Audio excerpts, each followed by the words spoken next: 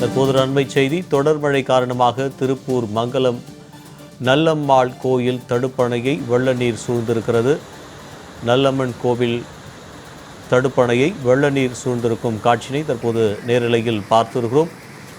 தொடர் மழை காரணமாக திருப்பூர் மாவட்டத்தில் உள்ள மங்கலம் நல்லம்மன் கோவில் தடுப்பணையை தற்போது வெள்ள நீர் சூழ்ந்திருக்கும் காட்சியினை அண்மை செய்தியாக பார்த்து வருகிறோம்.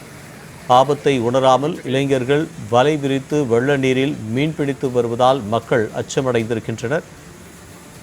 கூடுதல் விவரங்களை செய்தியாளர் விஜயன் வழங்க கேட்கலாம். விஜயன், இது குறித்தான தகவல்.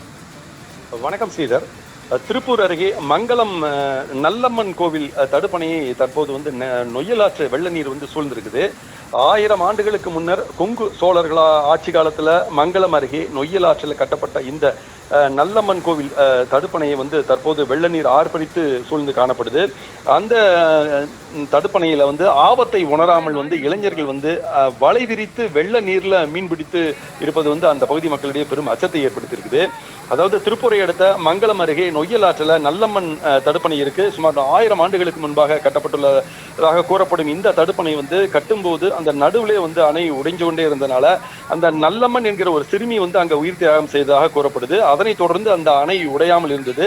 1000 ஆண்டுகளை கடந்து கம்பீரமாக காட்சியளிக்கக்கூடிய இந்த நல்லம்மன் தடுப்பணை தற்போது நொய்யல் ஆற்றில் கடும் வெள்ளம் ஏற்பட்ட காரணமாக இந்த நல்லம்மன் கோவில் தடுப்பணையில தற்போது வெள்ள நீர் ஆர்ப்பரித்து காணப்படுது.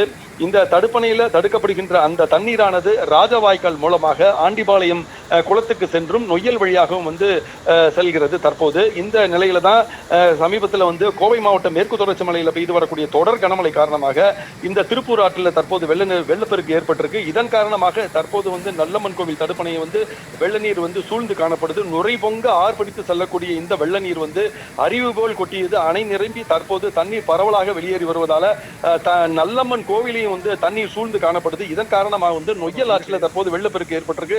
இந்த நிலையில தடுப்பணை அருகில ஆபத்தை உணராமல் ஏராளமான இளைஞர்கள் அங்க வலையை விரித்து நல்லம்மன் கோயில் அந்த தடுப்பணை அருகிலேயே நின்று மீன்பிடித்து அபாயகரமான செயலில் ஈடுபட்டு வர்றாங்க.